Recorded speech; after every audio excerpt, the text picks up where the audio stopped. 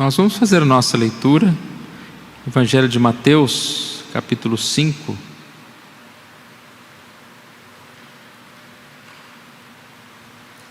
verso 17 a 20.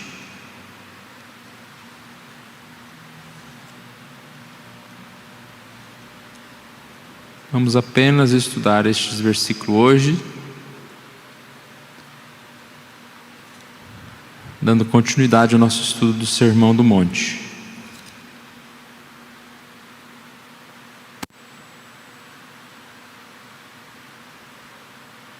Não penseis que vim revogar a lei ou os profetas.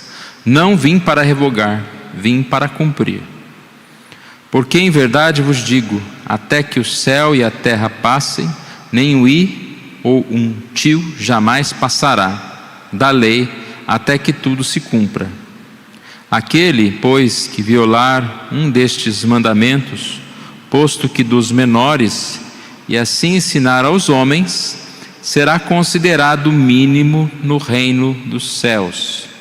Aquele, porém, que os observar e ensinar, este será considerado grande no reino dos céus. Porque vos digo que se a vossa justiça não exceder em muito a dos escribas e fariseus, jamais entrareis no reino dos céus.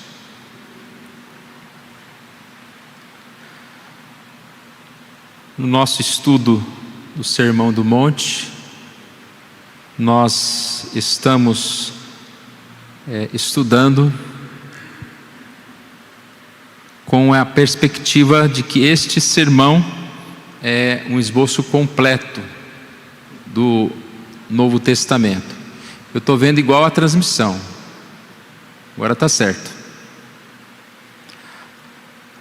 Um esboço completo do Novo Testamento e do que nós estamos chamando de contracultura cristã. Ou seja, enquanto o mundo vive nos seus sistemas, as suas loucuras, o cristão ele tem podemos dizer, uma forma, um padrão ético diferente do mundo. Aquela história de que a voz do povo é a voz de Deus, né? Depende do que o povo estiver falando, né?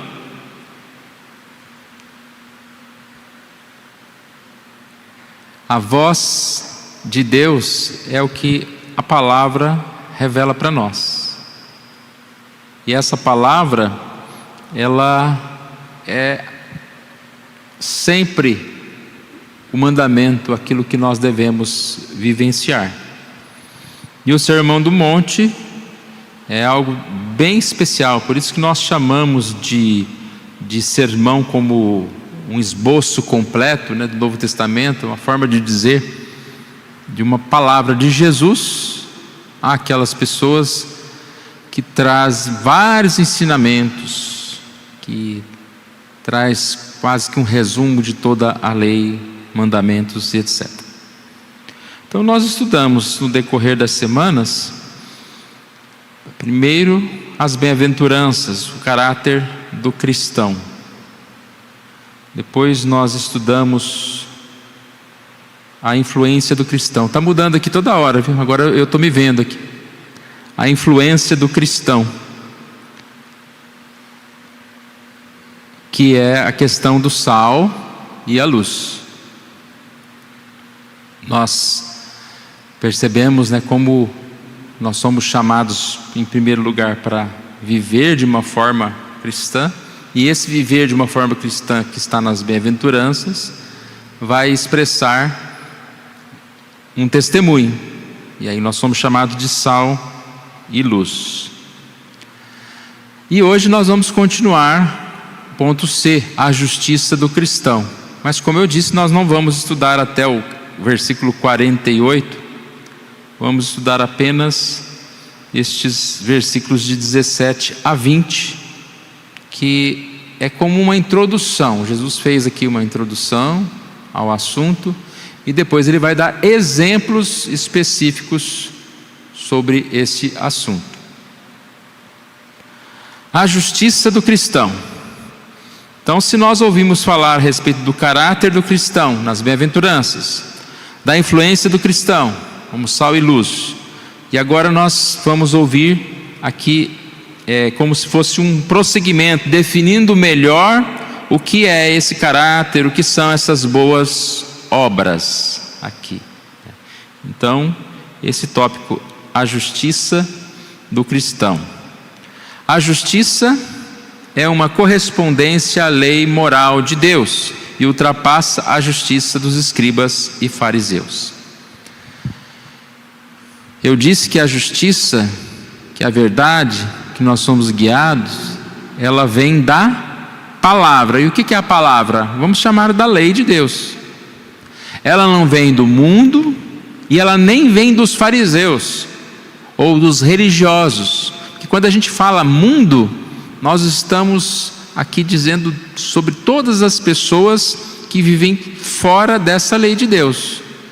Ou você é um cristão ou você é do mundo. Mas muitos religiosos estão mais para o mundo do que para a lei de Deus. Ou interpretam errada essa lei de Deus. Então, nós percebemos aqui que a justiça está relacionada à lei moral de Deus. E ele diz aqui, ultrapassa a justiça dos escribas e fariseus. Nós vamos ver mais abaixo, mas aqui está bem claro isso, né? No verso 20, porque vos digo que se a vossa justiça não excederem muito a dos escribas e fariseus, jamais entrareis no reino dos céus. Nós vamos ver isso mais à frente.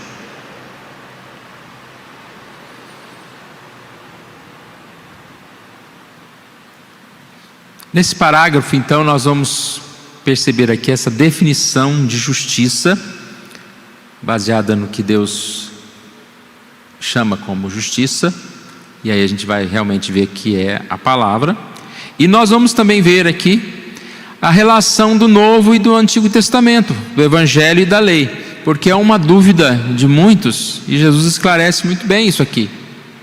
O Antigo Testamento já não mais é utilizável, agora nós somos da graça, agora nós somos do Novo Testamento, né? Então Jesus faz essa ligação aqui e nos explica muito bem.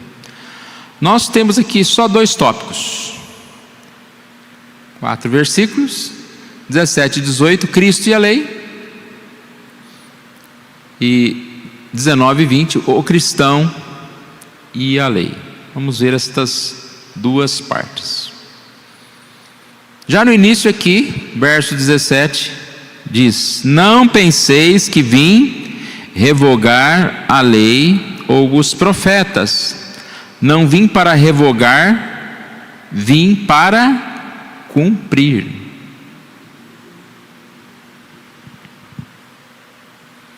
Não vim para revogar, vim para cumprir. Essa palavra cumprir, ela tem um significado de encher, ela tem um significado de expor e da ideia de prática. Jesus, ele realmente veio para encher essa lei, no sentido de que ele tanto explicou a lei, ensinando através da palavra, como ele testemunhou essa lei, como ele viveu a lei. Ele praticou a lei. E nós somos chamados para ser como cristãos dessa forma: viver a palavra, ensinar a palavra. Eu acredito que até para ensinar, primeiro a gente precisa praticar na nossa própria vida. Tem muita gente dando aula de coisas que ele não sabe, que ele nunca praticou, que ele nunca fez. Principalmente nos dias de hoje, né? Na internet, a pessoa quer falar sobre qualquer coisa, ensinar o que não sabe. Aqui diz leis e profetas, ou seja, ele está falando do Velho Testamento, dos ensinamentos do Velho Testamento, a qual ele cumpriu e ensinou. O Velho Testamento contém profecia preditiva, e o Velho Testamento contém preceitos éticos ou a lei moral de Deus. O que eu quero dizer aqui, o que o autor, John Stott, quer dizer como profecia preditiva? Grande parte do Antigo Testamento fala a respeito da vinda do Messias. Nós estudamos no Antigo Testamento muitas palavras que estão relacionadas a Jesus, quando o clímax dessas palavras é a morte e ressurreição de Jesus. Então, o que é essa profecia preditiva? Todo o sistema cerimonial do Velho Testamento, sacerdócio, cerimônias, é a profecia preditiva.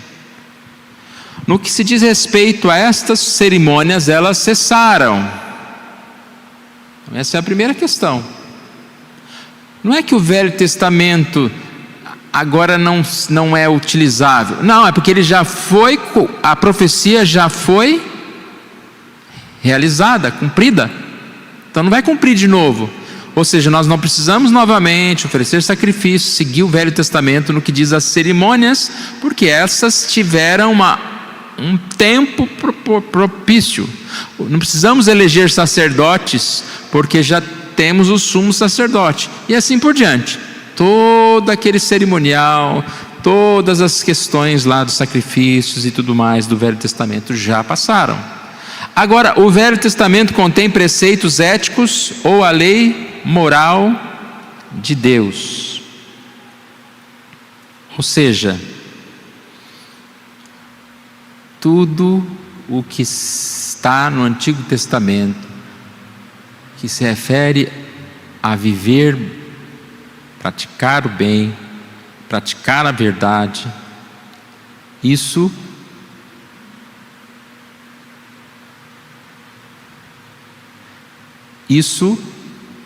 ainda está em voga, ainda continua sendo lei. Por isso Jesus aqui fala: eu não vim para terminar com a lei, eu vim para cumprir. Eu não vim para revogar a lei, vim para cumprir. Que lei que ele está falando? Do cerimônio? Não, o cerimônio ele já cumpriu, então ele veio para cumprir o cerimonial, e veio para cumprir também a questão da lei moral, porque ele foi sem pecado. Jesus cumpriu, obedeceu a lei, nasceu, cumpriu toda a justiça, e como nós falamos há pouco, também ele ensinou esta verdade. Então aqui vemos que Jesus foi aquele que cumpriu toda a lei, toda a verdade.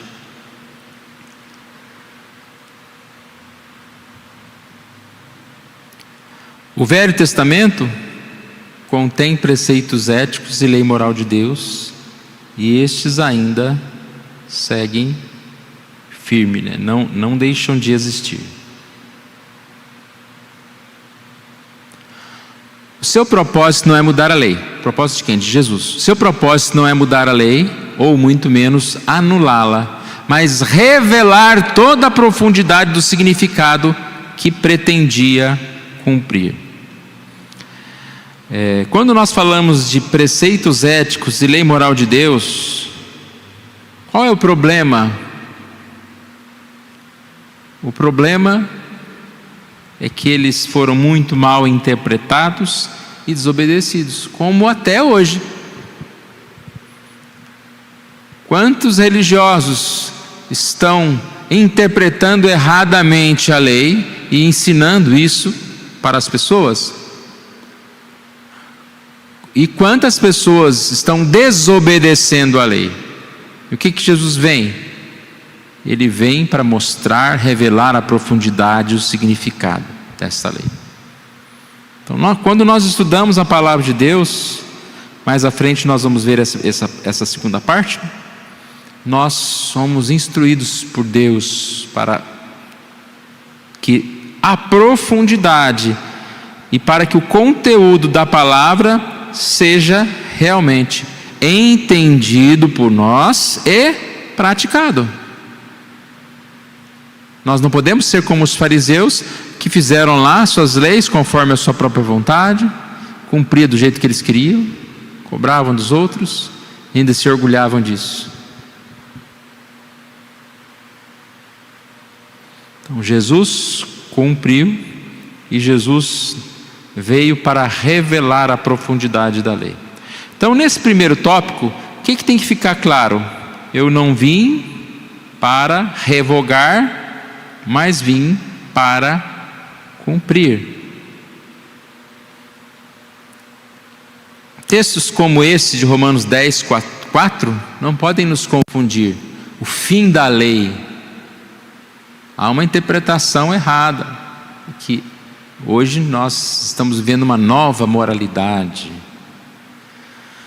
O que significa esse versículo? Resumidamente, significa que o fim da lei não é que o fim da necessidade de fazermos boas obras, boas coisas, seguir a lei, mas o fim da lei é no sentido da aceitação de Deus. A aceitação de Deus, ela não é através da obediência à lei, mas através da fé em Cristo. O fim da lei, porque antes, para ser salvo, você precisaria cumprir a lei. Mas o homem é incapaz de cumprir toda essa lei, então Cristo veio para morrer em nosso lugar. Ele é o fim da lei, no sentido de que agora nós podemos aceitar a Deus através da nossa fé em Cristo Jesus. Não há outra forma. Então podemos viver de qualquer forma? Não podemos viver de qualquer forma. Pela graça de Deus nós somos transformados dia a dia, mas ainda somos pecadores, e se for depender da nossa pontuação, da nossa nota de santidade para ir para o céu, estamos perdidos. Agora, como nós olhamos para Cristo, Ele é justiça para todo aquele que crê.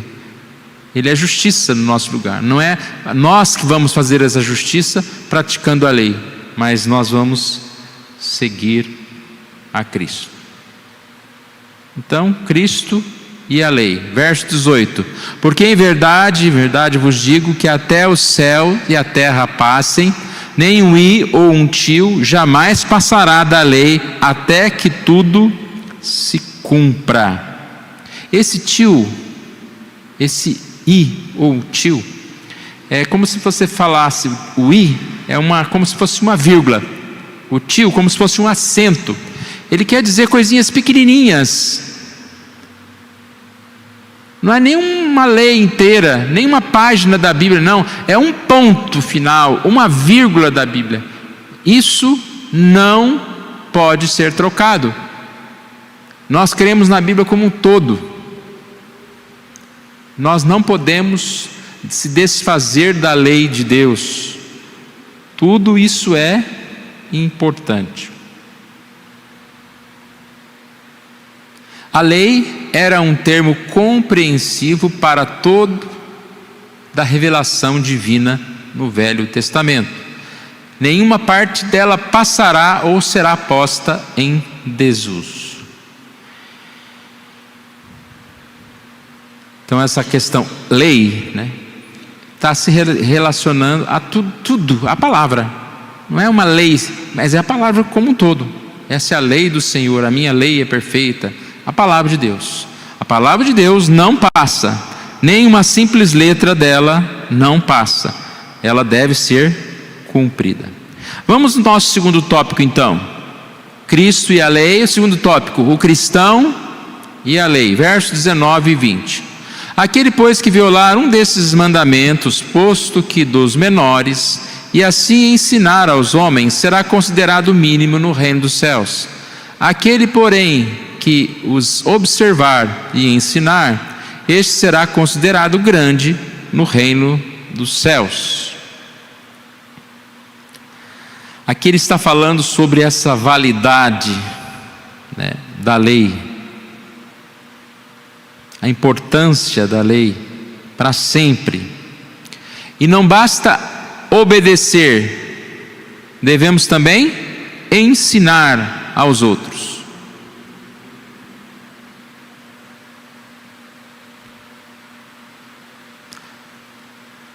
Verso 19 traz, primeiro, violar e ensinar.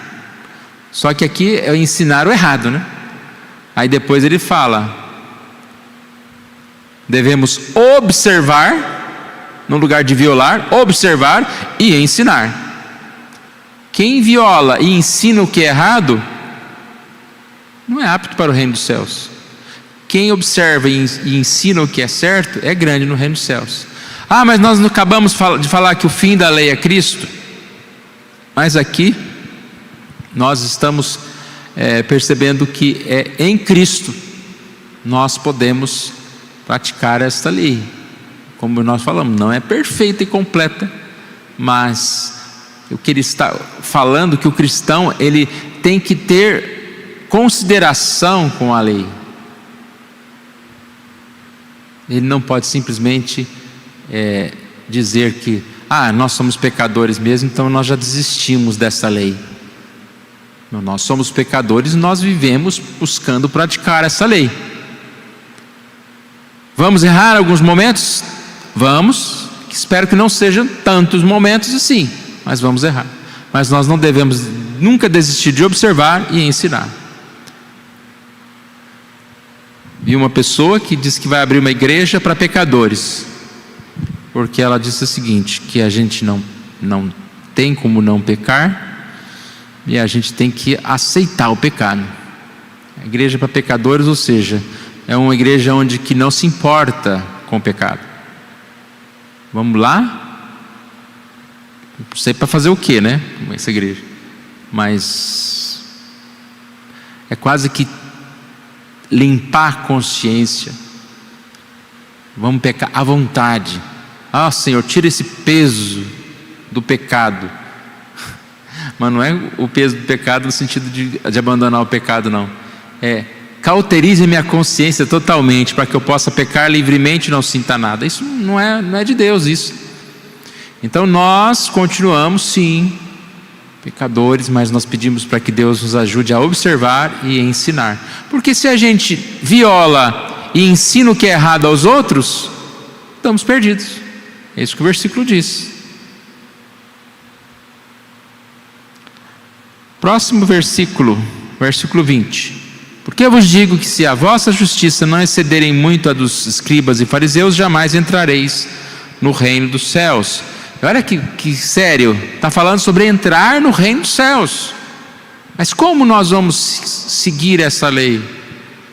E ainda mais do que os escribas e fariseus? Esse texto nós sabemos e conhecemos, né? Os escribas e fariseus, eles tinham muitos mandamentos, muita lei.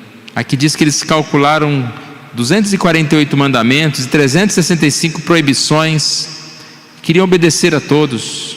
Como a nossa justiça vai exceder? E aí é fácil, né? Nós entendemos.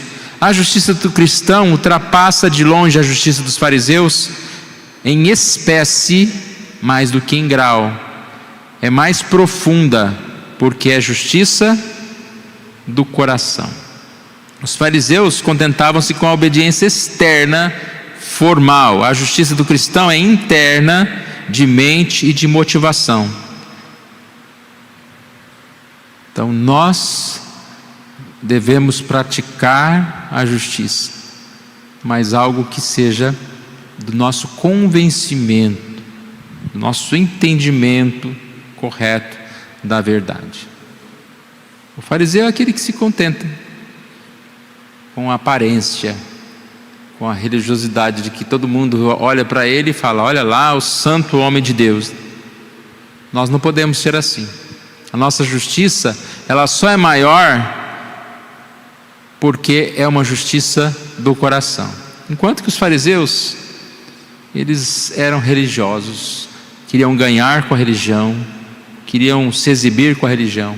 E infelizmente o mundo está cheio de fariseu moderno, pessoas que estão na igreja, mas com uma forma de querer demonstrar a grandiosidade da sua espiritualidade. Muitos estão na igreja para enriquecer através da igreja, né? Quantos líderes que aí se tornam ricos abusando do evangelho das pessoas. Como eu não estou dando nome de ninguém, então eu não estou julgando, mas com certeza isso existe, né? É um fato, infelizmente é um fato. E aí a gente percebe, irmãos, que justiça é essa que excede a dos fariseus? A justiça do coração, porque o Senhor vê o coração. Vou ler alguns textos aqui, olha, 1 Samuel 16:7. Porém o Senhor disse a Samuel: não atentes para a sua aparência, nem para a sua altura, porque o rejeitei, porque o Senhor não vê como o homem vê. O Senhor não vê como vê o homem vê o exterior, porém o Senhor, o coração.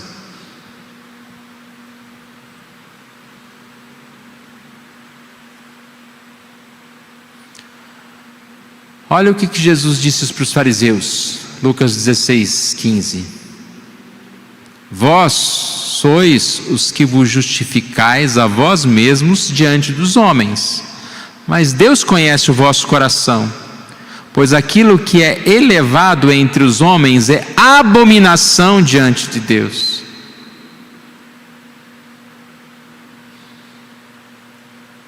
Nós temos muitas surpresas, muitas pessoas que são elevadas na sociedade, no meio cristão. Hoje em dia tem muitas pessoas que são consideradas aí os principais pregadores, os principais cantores, os principais espirituais. A nossa igreja ela é mais discreta, né? Mas também tem isso.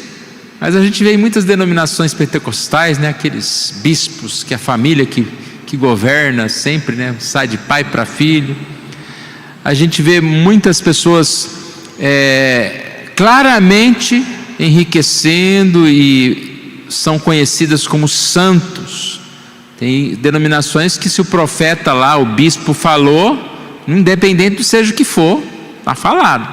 Ele é a palavra de Deus ali. Nós muitas vezes somos discretos, né, como igreja presbiteriana, mas também nós temos pessoas que são elevadas entre os homens. E quem sabe muitos destes elevados são abominação diante de Deus, né? Que é o que ele disse aos fariseus. Então nós precisamos cuidar de praticar a justiça diante de Deus. A nossa única preocupação deve ser essa. Eu preciso ser elevado diante de Deus, não dos homens. Mais um texto. Porque esta é a aliança que firmarei com a casa de Israel. Pois daqueles dias, diz o Senhor, na mente lhes imprimirei as minhas leis, também no coração lhes inscreverei. Eu serei o seu Deus e eles serão o meu povo. Esse versículo com esse próximo junto vai trazer uma ilustração muito boa para nós. Porei dentre vós o meu espírito e farei que andeis nos meus estatutos, guardareis os meus juízos e os observei. Olha as duas coisas que estão nesses versículos: colocar a lei e colocar o espírito. O primeiro texto fala que na mente lhes imprimirei, inscreverei, também no coração. Mente e coração. O segundo texto: dentro de vós o meu espírito e andeis nos meus estatutos. Mente, o Espírito Santo no coração, mente os meus estatutos e guardareis os meus juízos e os observareis. Duas promessas de Deus para nós: colocar a lei dentro de nós e colocar o seu Espírito dentro de nós. O Espírito para que nós entendamos essa lei, para que nós estejamos tendo força para praticar essa lei.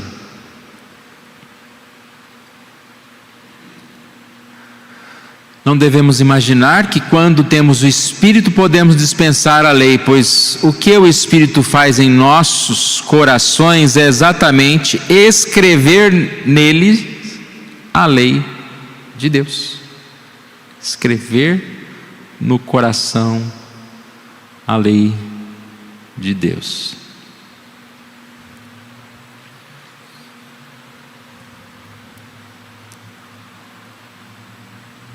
Para a gente terminar aqui, não penseis que vim revogar a lei e os profetas.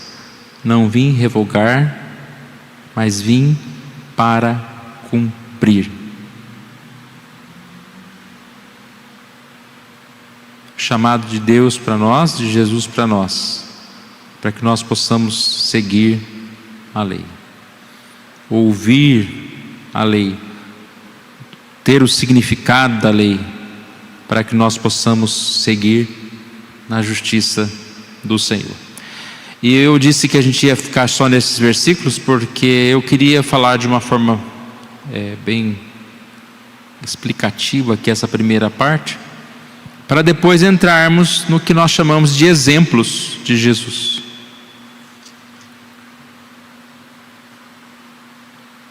O homicídio, o adultério, os juramentos, da vingança, do amor ao próximo. E aí vai até o 48. Então o que acontece? Jesus diz, eu não vim para revogar e vim para cumprir. E sempre nós temos a frase, ouviste o que foi dito, eu porém vos digo. Ouviste o que foi dito. Dito por quem? Pelo mundo. Que mundo que é que nós falamos? O mundo, as pessoas que não estão nem aí com a lei de Deus, que fazem as suas próprias leis, e o mundo do próprio fariseu, que interpreta erradamente a lei. Ouviste o que foi dito pelo mundo e pelos fariseus, eu porém vos digo. Aí Jesus vai trazer o significado, a verdade da palavra de Deus em alguns exemplos aqui, que são bem conhecidos, mas a gente ainda pode aprender bastante com eles. Então assim, na próxima semana a gente vai continuar. Como nós falamos em outra ocasião, né, irmãos, esse aqui é um chamado muito sério para nós, é um chamado para que nós estejamos vivendo essa palavra da verdade, vivendo conforme o Evangelho do Senhor, e que Deus assim nos ajude a podermos estar diante do Senhor a cada dia.